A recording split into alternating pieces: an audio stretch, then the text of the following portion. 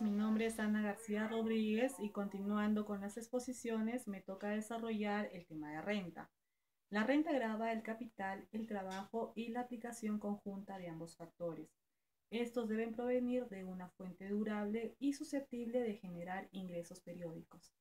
También de ciertas ganancias y beneficios aun cuando no provengan de una actividad habitual, así como de otros ingresos provenientes de terceros. Con respecto a las teorías que definen el concepto de renta, este ya es un tema que ha tratado mi compañera Marina Calvo. Al respecto, podría decir que la legislación peruana recoge la teoría de renta-producto, ya que indica que debe provenir de una fuente durable y susceptible de generar ingresos periódicos.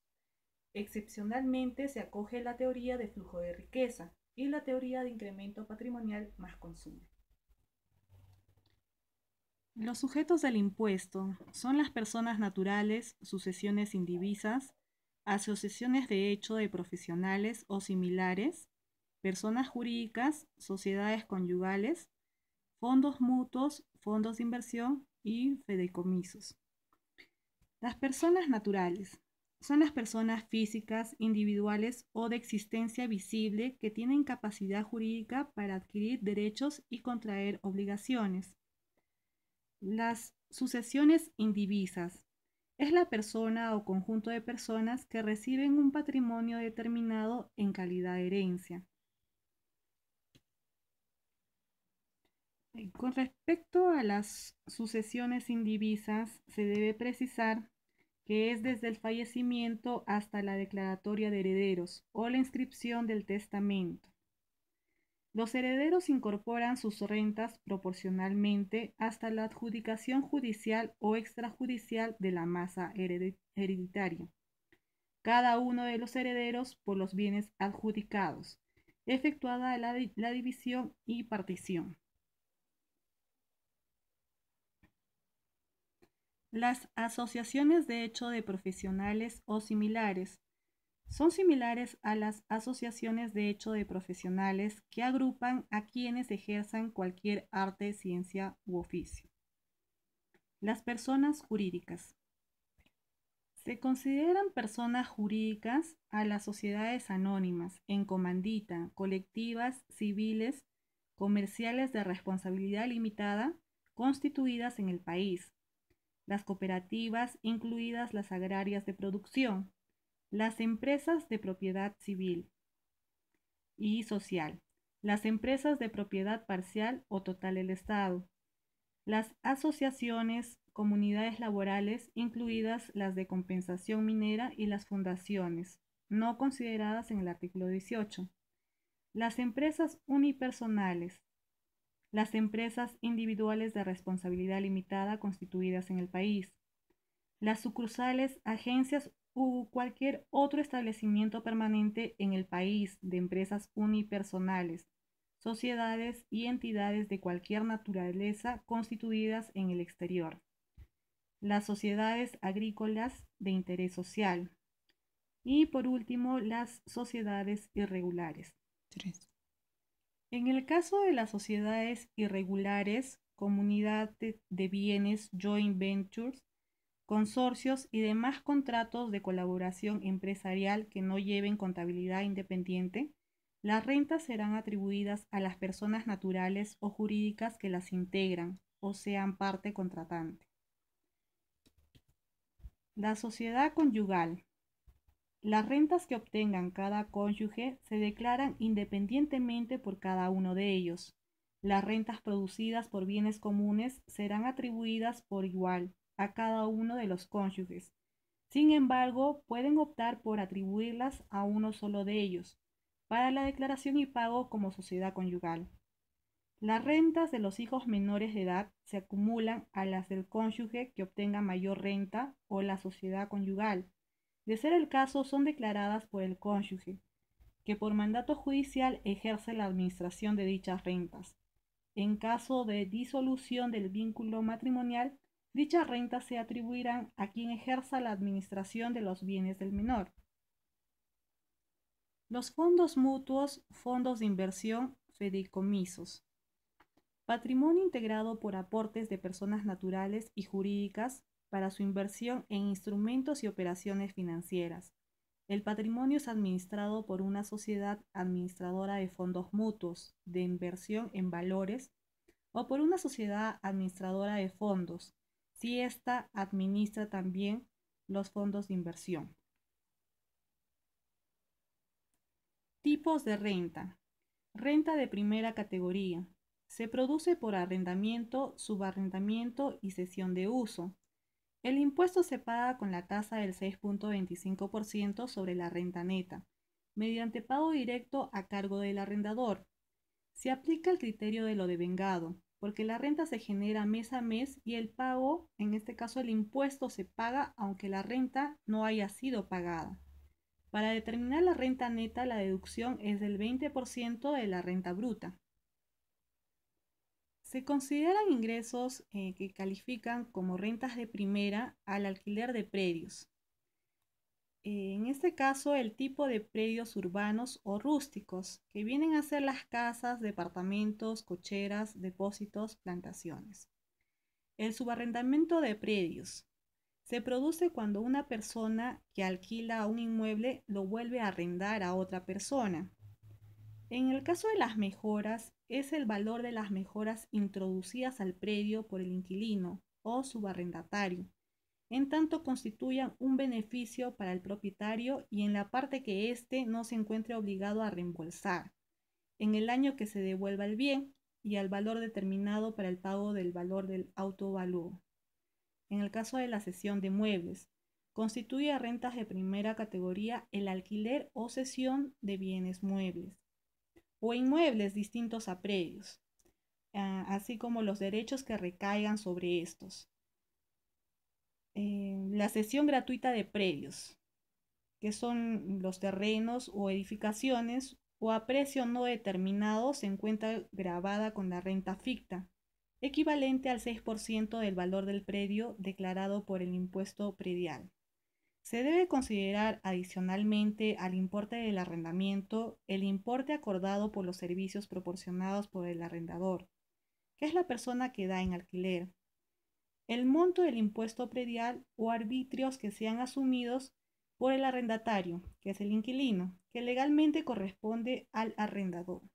Rentas de segunda categoría son las que provienen de la venta de valores mobiliarios, los intereses por préstamos, regalías, derechos, ganancias por venta de inmuebles, por adquisiciones a partir del 1 de enero del 2004, por dividendos, que provienen de la utilidad de la empresa. En el caso de los dividendos se aplicaba hasta el 2014 la tasa del 4.1%.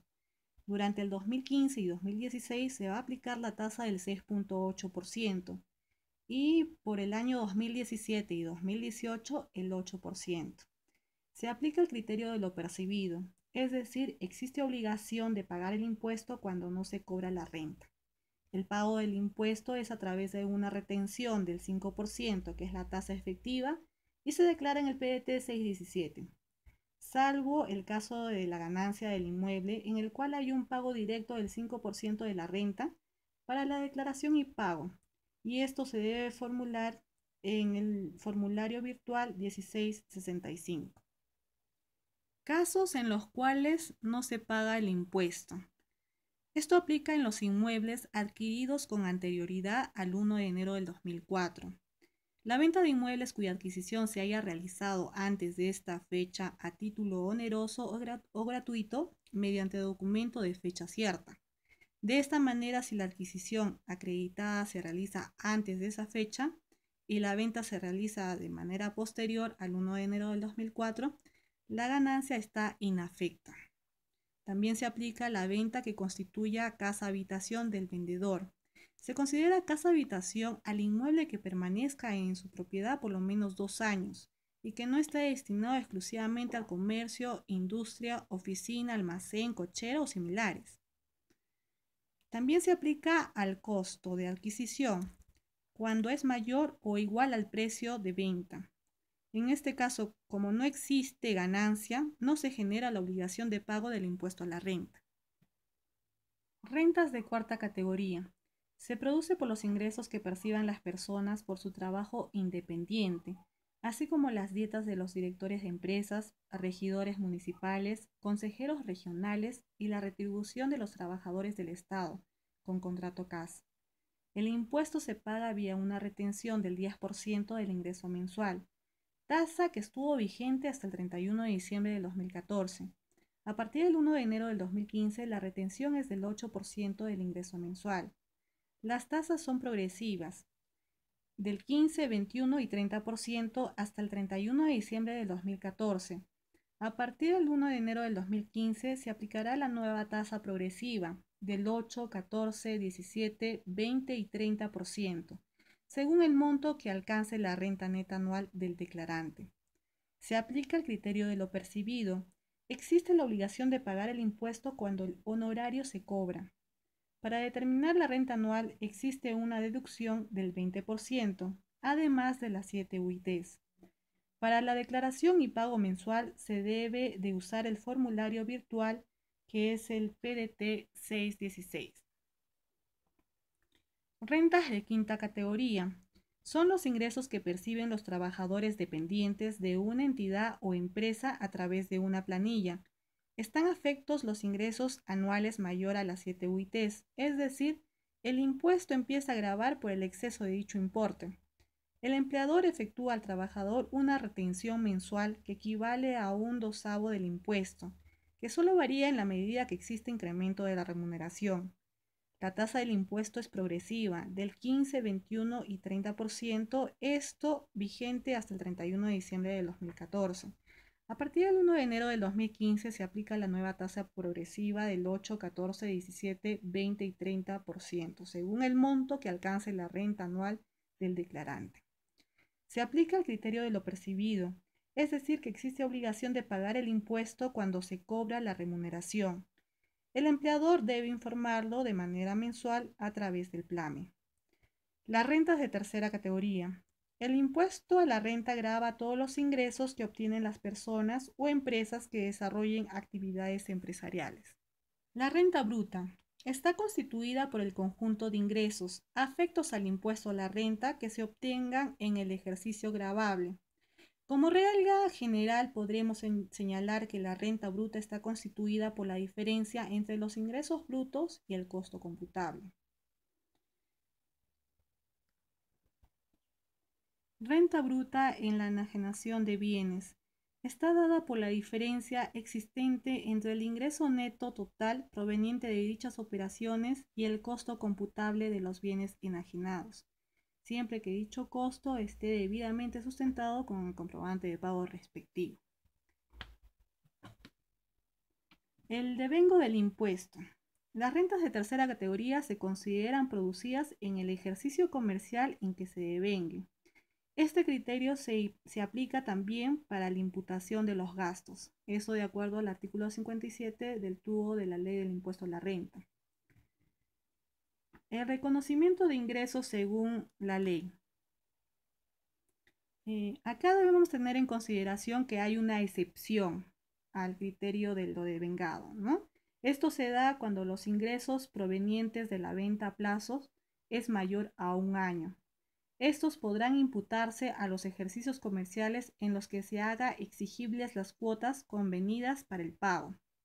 En ese sentido, ¿qué se entiende como devengado?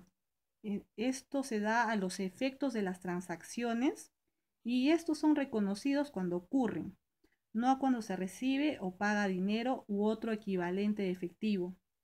El ingreso se reconoce en el momento en que nace el derecho al cobro, aunque no se haya efectuado el pago. Ingreso neto.